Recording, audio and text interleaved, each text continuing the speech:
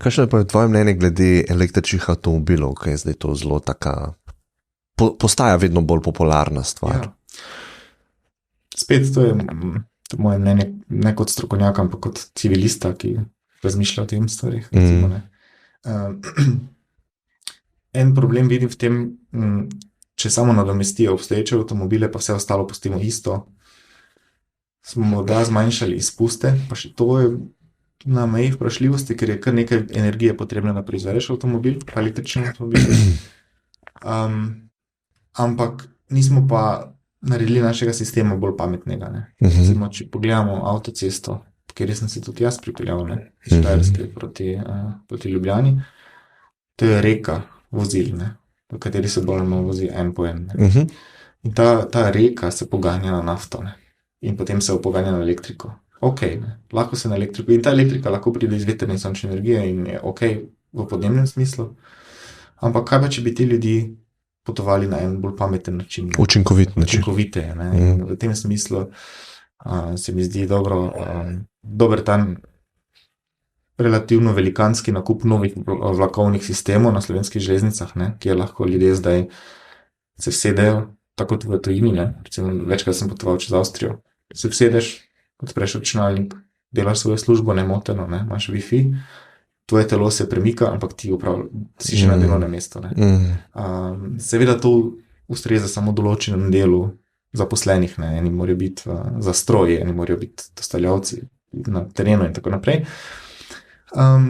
Ampak ja, da se z javnim prevozom pametno premikaš, delaš službo, poslušaš podcaste. O tem je treba razmišljati vseeno, ne. Torej, 8 milijard ljudi se naj to pretvori v toliko milijard avtomobilov in pač električnih. Se mi zdi, da treba ta premislek vseeno imeti, ne. Ali res toliko avtomobilov, ne. Ali bo res vsak svojega peljal. Ali bomo ceste širili in širili, zato da bomo imeli mesta. Bomo šli v podzemne garaže kot model sodobnosti, ne, zato da bodo vsi lahko imeli svoj avtomobil in kje parkirati. Sej vem, da je to prijetna uporabniška izkušnja, ne, če je to vse urejeno, ne, če se samo pelješ iz lokacije na lokacijo. In nekateri ljudje radi vozijo avtomobil, jaz še vedno uživam vožnjo avtomobila, je to v redu, ne. Pa je to skoraj problematično povedati kot okoljevarstvenik, ampak ne strinjam se s tem, da bi okoljevarstveniki morali biti neki posebni ljudje, ki so tako zelo drugačni in tako zelo na neki višji ravni, ne. Ne, isti ljudje. Ne, mogli bi biti običajni, ne. Sam tako rešiš. Tudi smo običajni. No, ampak če bi običajni ljudje bili okoljevarstveniki, ne bi rešili ta problem, ne. Kaj ga imamo, ne. Ne sme biti poseben to človek. In ja, meni bi bilo super, če bi imel primerljivo hiter način potovanja na voljo, ne, z javnim prevozom. Recimo od tam, kjer sem doma, do Ljubljane, ne, je avtobus 3 ure 20.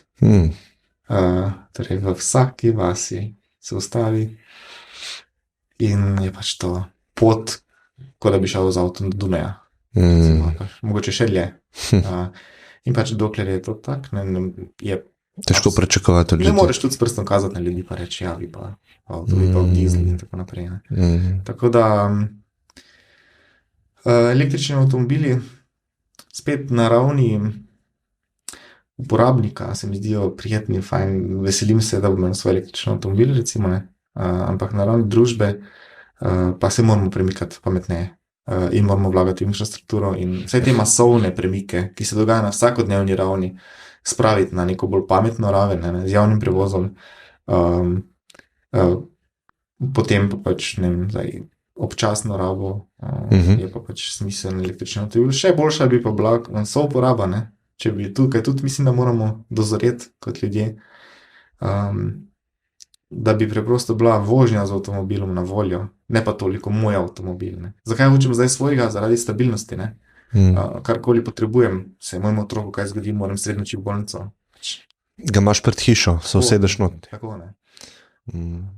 Se mislim, da se dela ogromno na tem področju, sploh podjetje Tesla, ne, ki veliko vlaga v samovozečjo tehnologijo, ne, pa umetno inteligenco.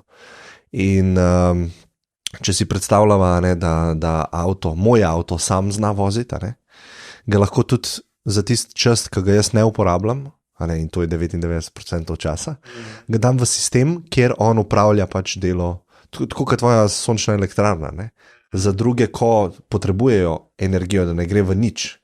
In ta avto, ki zdaj stoji pred mojim blokom, gre v nič, a ne, ta čas. A ne? In sigurno bi lahko bil to nek taksi sistem, a ne, ki sam vozi. A ne? In tudi ta sistem, a ne, če bi imeli to dobro sprogramiran oziroma dobro zorganiziran, bi lahko bilo tudi več ljudi v istem avtu, a ne, da bi stroške znižali. Ne? Tako kot ima Uber, če si bil v Ameriki, ne? Imaš opcijo, da si sam noter, pa malo več plačaš, a ne? Imaš pa opcijo, da pobira kakšne druge ljudi sproti, a ne? In imaš nižje stroške. Ne? Tako da jaz mislim, da se premikamo v to smer, a ne? Ja. Počasi. Ja, kot rečeno, rdeča nit vseh teh razmišljanj je, da ni nobena rešitev pri okoljskih vprašanjih ne pride z umikom nečesa in prinosom nečesa drugega. Torej, dizelski avtomobil, stran električni not. Seveda, ti koraki morajo se dogajati. Ampak bolj organsko. Vse mora teči bolj postopoma. Hitro, ampak bolj postopoma, na neki mehek način. Torej, naredimo prevoz bolj pameten in bomo potrebovali manj avtomobilov in potem mogoče ne bo potrebno imeti več avtomobilov pred hišo, ampak bo dovolj en. In potem ne bo gradnja podzemnih parkirišč eno glavnih prioritet v mestu, kjer ni več prostora za parkirišče, ampak bo mogoče kaj drugega.